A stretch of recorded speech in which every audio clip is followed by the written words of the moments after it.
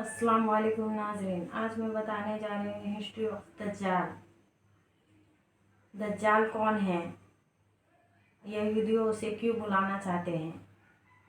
मस्जिद अक्सा को गिराकर अपना हैकल सुलेमानी क्यों बनाना चाहते हैं? दोस्तों, बहुत सारे सवाल हैं जिनका जवाब आज की इसी वीडियो में आसानी से समझेंगे। तो चलिए आगे बढ़ते हैं। दोस्तों, क्या आप जानते हैं कि इमाम मेहदी रज़ी अल्लाह ताला अन्हु के दुनिया में आने का वक्त बिल्कुल करीब आ चुका है और हुजूर पाक सल्लल्लाहु ताला अलैहि वसल्लम ने उनके बारे में जितनी भी निशानियां बताई थीं वो सब पूरी होने के करीब हैं और यहूदी अपनी उसी आखिरी प्लानिंग में लगे हुए हैं कि किसी तरह मुसलमानों के मस्जिद अक्सा को गिराकर अपना हैकल सुलेमानी यानी अपना थर्ड टेम्पल बना लें कि जिसके बनने के बाद ये यहूदी 2000 साल पुराना हज़रत दाऊद अलैहिस्सलाम का वो तख्त, वो कुर्सी लाकर रखेंगे कि जिस पर वो अपने मसीहा दज्जाल को बिठाकर पूरी दुनिया में राज करेंगे। इसलिए आज इजराइल पूरे फिलिस्तीन को मिटाने पर लगा हुआ है और इसी जंग के बीच उनका ये खास मकसद है कि मस्जिद अक्सा को गिराकर वहाँ थर्ड टेम्पल यानी हैकल सुलेमानी को बना लें। इसके पीछे की पूरी प्लानिंग 1897 में ही यहूदियों ने एक स्ट्रक्चर बनाकर कर लिया था और आज वो अपनी उसी प्लानिंग को पूरा करना चाहते हैं। यहूदियों का मानना है कि हम जब तक अपना हैकल सुलेमानी नहीं बना लेंगे तब तक हमारा मसीहा दज्जाल नहीं आएगा और उसके बगैर हम इस पूरी दुनिया पर राज नहीं कर सकते। दोस्तों, आज से 100 साल पहले जब हिटलर इन्हीं यहूदियों को चुन चुन कर मार रहा था तो यही कुछ इजरायली लोग बचकर एक नाव में सवार हुए और उस पर लिख दिया था कि ऐ लोगों, हमारी आखिरी उम्मीद मत तोड़ना। खैर दोस्तों, उस वक्त लगभग सभी देशों ने हिटलर के डर से जब इन इजरायलियों को अपने देश में जगह देने से इनकार कर दिया और आखिर में जब ये यहूदी फिलिस्तीन पहुंचे तो फिलिस्तीनी मुसलमानों ने इन पर तरस खाकर अपने यहाँ रहने के लिए एक छोटा सा इलाका दे दिया। लेकिन उसके बाद इन इजरायली लोगों ने वही काम किया जो इन्होंने हिंदुस्तान में किया था कि धीरे धीरे जिस कौम ने इन्हें अपने यहाँ रहने की जगह दी, इन्होंने उनको ही आपस में लड़ा दिया और उनके मुल्क पर गैर कानूनी कब्जा जमाने लगे। जिस तरह इन लोगों ने पूरे हिंदुस्तान पर कब्जा करके करोड़ों हिंदुस्तानियों पर कई सौ सालों तक जुल्म किया,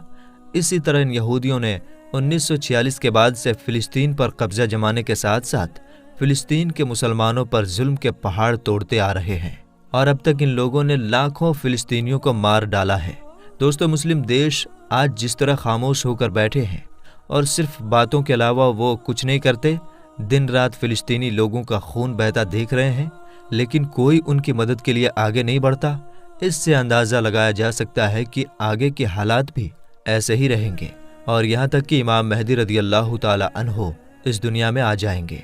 और फिर वो मुसलमानों की एक बड़ी तादाद को लेकर इन यहूदियों से जंग लड़ेंगे। लेकिन जब इमाम मेहदी रज़ी अल्लाह ताला अन्हु की ताकत यहूदियों के मसीहा दज्जाल के सामने कमज़ोर होने लगेगी तो अल्लाह ताला हज़रत ईसा अलैहिस्सलाम को आसमान से ज़मीन पर उतारेगा और फिर हज़रत ईसा अलैहिस्सलाम दज्जाल को पकड़कर कत्ल कर देंगे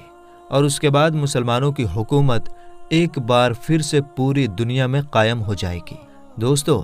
इमाम मेहदी रज़ी अल्लाह ताला अन्हु के इस दुनिया में आने का वक्त बिल्कुल करीब आ चुका है। हदीस की बातों को गौर से पढ़ने और बड़े बड़े उलमाए किराम की बातों से पता चलता है कि कुछ ही सालों में इमाम मेहदी रज़ी अल्लाह ताला अन्हु इस दुनिया में आ जाएंगे। आजकल जो फिलिस्तीन में हालात बनते जा रहे हैं और यहूदी अपना हैकल सुलेमानी बनाने की पूरी तैयारी में लगे हैं, अगर उन्होंने हैकल सुलेमानी बना लिया तो फिर यहूदियों के दावे के मुताबिक दज्जाल को आने में देर नहीं लगेगी और अगर दज्जाल निकला तो उसके कुछ ही वक्त बाद इमाम मेहदी रज़ी अल्लाह ताला अन्हु भी मुसलमानों के सामने इस दुनिया में आ जाएंगे और फिर एक ऐसी जंग होगी कि जिसके बारे में अल्लाह के रसूल सल्लल्लाहु ताला अलैहि वसल्लम ने फरमाया था कि उस वक्त तुमको हर तरफ लाशें ही लाशें नजर आएंगी। अगर एक मुस्लिम बाप के 100 लड़के होंगे तो उससे जंग में 99 लड़के कत्ल कर दिए जाएंगे। एक एक आदमी 50-50 औरतों की अकेले देखभाल करेगा क्योंकि हर खानदान के ज़्यादातर मर्दों को उस जंग में शहीद कर दिया जाएगा और सिर्फ औरतें ही औरतें बचेंगी। यहाँ तक कि 50 औरतों की देखभाल करने वाला सिर्फ एक ही मर्द होगा। हुजूर पाक सल्लल्लाहु ताला अलैहि वसल्लम का फरमान है कि ऐ लोगों, जब दज्जाल निकलेगा تو اس وقت تم سب خراسان سے کالے جھنڈے کے نکلنے کا انتظار کرنا، اور یاد رکھنا اس وقت میری اولادوں میں سے ایک انسان پیدا ہوگا کہ جس کا نام میرے نام پر محمد ہوگا، اس کے باپ کا نام عبداللہ اور اس کی ماں کا نام آمنہ ہوگا، اور وہ خراسان کی طرف سے کالے جھنڈے لے کر نکلنے والی فوج کا سردار ہوگا۔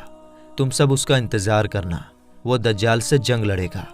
دوستو، یہ اشارہ امام مہدی رضی اللہ تعالی عنہ کی طرف ہے۔ امام مہدی رضی اللہ تعالی عنہ جس وقت دجال سے پہلے جنگ لڑ رہے ہوں گے، اسی وقت حضرت عیسیٰ علیہ السلام 2 فرشتوں کے کندھوں پر اپنا ہاتھ رکھ کر دمشق کی جامع مسجد کے ایک مینار سے اتریں گے اور پھر دجال کو ڈھونڈ کر اس کو قتل کریں گے۔ دوستو، امام مہدی رضی اللہ تعالی عنہ کو خود پتہ نہیں ہوگا کہ میں وہی مہدی ہوں کہ جن کے بارے میں اللہ کے رسول صلی اللہ تعالی علیہ وسلم نے فرمایا تھا کہ اس مصیبت کے وقت وہی انسان سارے مسلمانوں کو کافروں کے ظلم سے بچائے گا۔ اس لیے اللہ کے رسول صلی اللہ تعالی علیہ وسلم نے امام مہدی رضی اللہ تعالی عنہ کی ایک ایک خوبی بتا دی ہے کہ ان کا چہرہ کیسا ہوگا، ان کی داڑھی کیسی ہوگی، ان کے باپ کا نام کیا ہوگا، ان کی ماں کا نام کیا ہوگا۔ اور جس وقت 40 ملکوں کے علماء کرام امام مہدی رضی اللہ تعالی عنہ کو ڈھونڈنے نکلیں گے تو وہ اس وقت کعبہ شریف کا طواف کر رہے ہوں گے، اور ان کی عمر بھی تب تک 40 سال کی ہو چکی ہوگی، جیسا کہ اللہ کے رسول صلی اللہ تعالی علیہ وسلم کے پاس 40 سال کی عمر میں پہلی وحی آئی تھی، یعنی اللہ تعالیٰ کا پہلا پیغام آیا تھا، اور تبھی آپ نے اپنی نبوت کا اعلان بھی کیا تھا۔ حدیث میں جو آتا ہے کہ امام مہدی رضی اللہ تعالی عنہ خراسان